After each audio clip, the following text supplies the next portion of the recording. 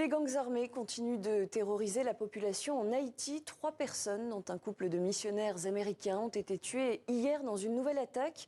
Une insécurité que les Haïtiens subissent au quotidien. Les gangs contrôlent aujourd'hui une grande partie de la capitale Port-au-Prince. Et pour tenter de rétablir la sécurité, une force multinationale doit arriver prochainement dans le pays. Une mission menée par le Kenya et soutenue par les Nations Unies. Bonsoir Jacques Nézy. Bonsoir. Merci beaucoup d'avoir accepté notre invitation. Vous êtes politologue à l'Université des Antilles. Vous êtes également chercheur associé au laboratoire caribéen de sciences sociales. Et dans un instant, nous serons également en direct de Nairobi avec notre correspondante Élodie Cousin. Alors d'abord, Jacques Nézy, une première question. Dans quel état de souffrance se trouve aujourd'hui la population haïtienne? Je sais que vous avez plusieurs proches, des membres de votre famille qui sont toujours sur place. La population haïtienne est aux abois et ce n'est pas d'aujourd'hui. Ça fait plus de 2 ou 3 ans que cette population lance des appels au secours. Alors, en général, ces appels, on pense qu'ils seraient entendus d'abord par les États-Unis d'Amérique. C'est vrai que les États-Unis d'Amérique ont entendu ces appels. À un moment donné, ont souhaité intervenir, puis se sont désengagés, ont confié une mission au Canada. Le Canada aussi s'est désengagé. Et puis finalement, le Kenya. Et ce qui prouve que ce qu'attend cette population, c'est une intervention des plus rapides, une intervention efficace qui réponde à ce défi non seulement de châtier les gangs, de les neutraliser, de permettre à chacun de reprendre une vie normale à Port-au-Prince notamment. Alors en quelques chiffres, pour comprendre cette situation sécuritaire, selon l'ONU, plus de 1500 personnes ont été tuées au premier trimestre 2024. Plus de 360 000 personnes ont dû abandonner leur domicile. Plus de 80% de Port-au-Prince est aujourd'hui sous contrôle des gangs. Ça montre bien à quel point il y a urgence. Élodie Cousin, vous êtes en direct de Nairobi, la capitale kenyane. Alors cette force menée par le Kenya, elle était attendue cette semaine, une arrivée finalement repoussée. Est-ce qu'on en sait davantage sur la date de son déploiement en Haïti? Non, pour l'instant, les informations ne sont pas claires du tout. Il y a eu plusieurs rumeurs, effectivement, d'un déploiement des forces kenyanes pendant la visite du président kenyan William Ruto aux États-Unis cette semaine. Et en réalité, c'est une délégation de hauts gradés kenyans, dont le directeur adjoint de la police, qui s'est rendu à Port-au-Prince lundi. Selon les médias kenyans, il devait ensuite avoir 200 officiers qui devaient rejoindre cette délégation à la fin de la visite de William Ruto. Mais à l'heure actuelle, aucun Kenyan n'est arrivé en Haïti. Donc, nous n'avons pas de date claire pour le moment. Ce que l'on sait, c'est que l'armée américaine a commencé à installer des camps début mai où va être déployée la mission. Et le président kenyan William Ruto a accordé une interview à la BBC où il explique que 1000 hommes kenyans vont effectivement être déployés. Et il précise que la délégation qui est arrivée à Port-au-Prince, eh bien, sa mission, c'est de voir un peu quelle est la situation sur place, de voir quelles sont les infrastructures. Ensuite, il y a un bilan qui doit être fait avec les policiers et les dirigeants haïtiens et le président William Ruto. Et à partir de ce bilan, eh bien, le président William Ruto précise qu'il faudra 3 semaines pour permettre le déploiement des officiers kenyans en Haïti. Jacques Nézy, comment est-ce que les gangs haïtiens peuvent réagir à l'arrivée de cette force? Pour le moment, ils ont 2 réactions. Une première réaction, c'est la réaction de surenchère, faisant monter les enchères, c'est-à-dire occuper davantage certains territoires. C'est ce qu'ils ont fait, par exemple, en occupant vers le sud une autre commune. Et puis, deuxièmement, ils continuent à terroriser la population. Par exemple, ils comptent incendier la Cour supérieure des comptes, un bureau administratif le plus important en Haïti dans le cadre de la reddition des comptes. Et puis, ils continuent à mettre à feu, à sang, un certain nombre de quartiers, notamment vers l'ouest de Port-au-Prince, puisque Port-au-Prince, ils occupent 90% du territoire. Alors, ça, c'est la première stratégie qu'ils ont. La deuxième stratégie, c'est sans doute pour essayer de demander l'amnistie, parce que certains s'attendent à ce qu'ils soient, non seulement qu'ils ne soient pas châtiés, mais qu'ils soient tout au moins mis de côté dans le cadre du déploiement, par exemple, de cette politique de désarmement, démobilisation et réinsertion. Mais ces amnisties, pardon de vous couper, ça impliquerait des accords entre les autorités de transition et ces gangs armés. Ça vous semble plausible? Sur le plan moral, c'est non. Toute la population rejette cette possibilité. C'est vrai que les politiques, c'est là où le bas blesse, puisque bon nombre de ces politiques qui ont pactisé dans le tas avec les gangs, certains groupes se retrouvent au sein de ce conseil présidentiel de transition.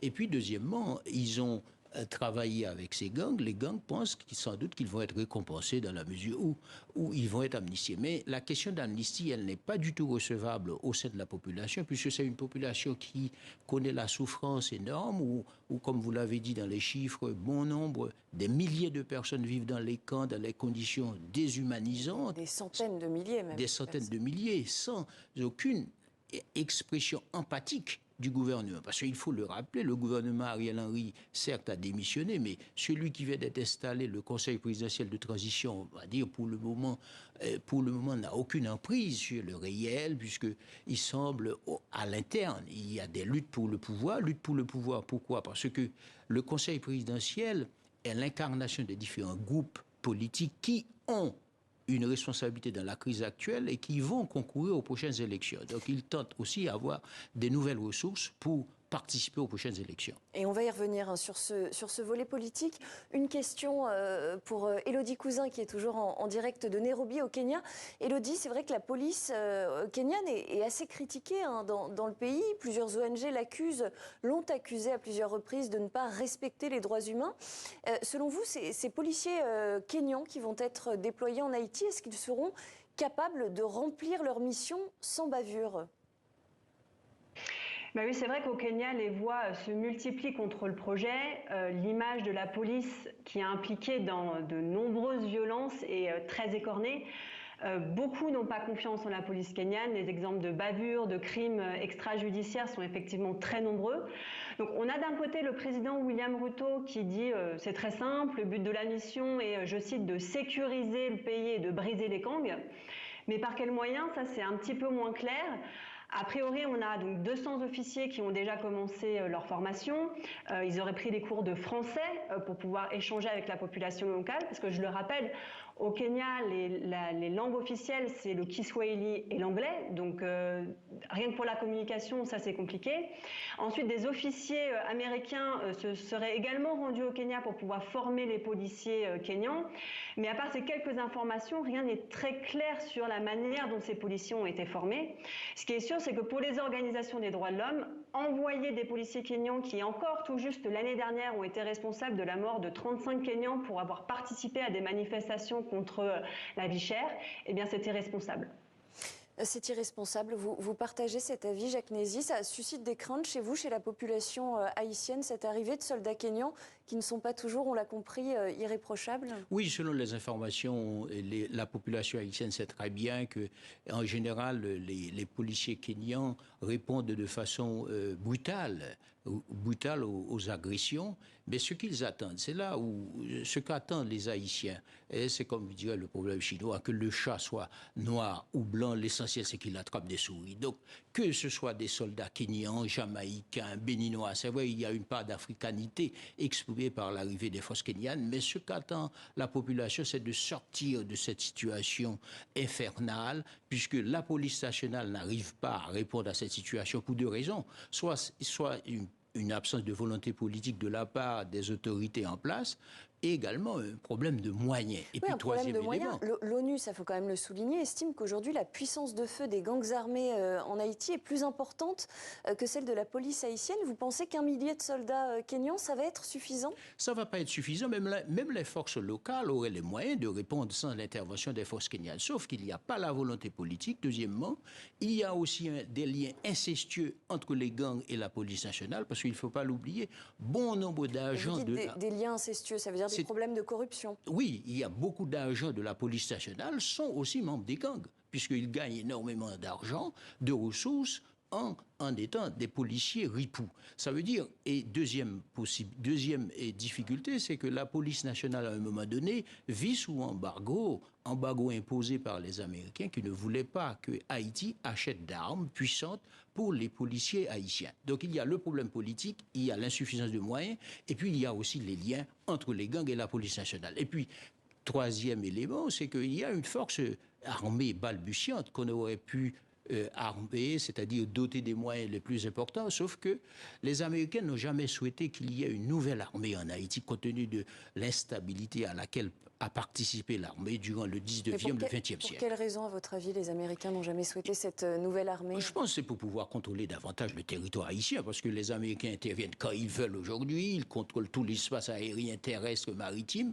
alors qu'il y avait l'armée, elle était obligée de signer des accords. Donc aujourd'hui, on voit bien, par exemple, il y a bon nombre de soldats américains qui débarquent en Haïti depuis 2 semaines, mais sans aucune autorité, sans aucune autorisation des autorités locales. Donc on peut dire qu'ils sont en territoire conquis, et puis il faut le rappeler aussi que les États-Unis considèrent Haïti comme étant leur précaré depuis 1915, c'est eux qui font et défont les différents gouvernements. Donc maintenant, ils ont banalisé la question sécuritaire, maintenant ça revient à leur figure comme un effet de boomerang, notamment quand on a appris qu'il y a 2 victimes cette semaine de la part de parlementaires issus de la famille de parlementaires américains. Victimes missionnaires, oui.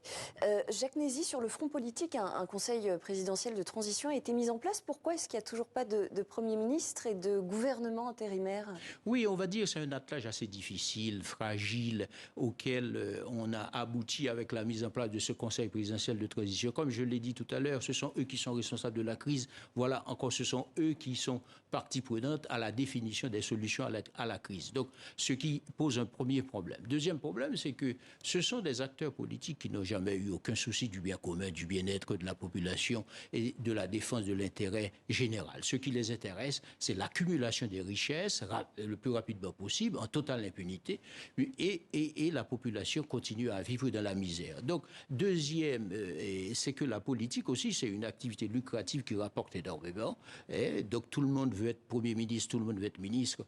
Et si on prend le nombre de candidats qu'il y a plus d'une centaine de candidatures enregistrées. Et ça en dit long sur l'attractivité, effectivement, du poste. Mais comment est-ce qu'on sort, justement, de cette situation? Je pense que ça va être très compliqué parce que, soit, il faut le dire très clairement, soit les Américains vont imposer leur Premier ministre, comme ça a été le cas en 2006, quand Aristide a été inversé et qu'un Premier ministre issu des États-Unis était arrivé, je pense, ça doit être le cas. Mais sinon, ça va être très difficile entre ces différents acteurs de désigner un des leurs, puisque tout le monde aspire à être Premier ministre.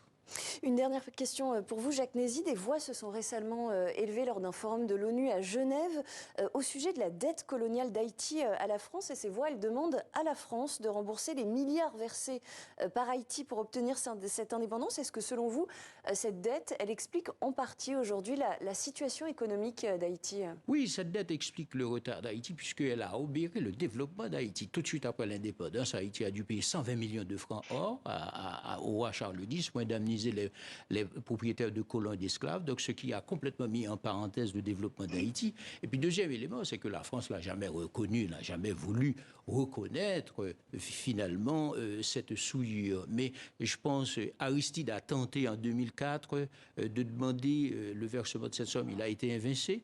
Mais maintenant, on voit revenir la question de plus en plus. Bon, on espère sans doute qu'il y ait un accord entre les acteurs politiques haïtiens et les acteurs politiques français. Mais il faut le dire, cet argent va où? Vu l'état de la corruption en Haïti, je pense que ce ne serait pas bienvenu pour le moment parce qu'il faudrait d'abord assainir les finances publiques, il faudrait d'abord mettre en place... Et ensuite faire rentrer cet argent dans les caisses de l'État. Merci beaucoup, Jacques Nézy, politologue à l'Université des Antilles, chercheur associé au laboratoire caribéen de sciences sociales. Merci à vous également, Élodie Cousin, qui était en direct de Nairobi, au Kenya.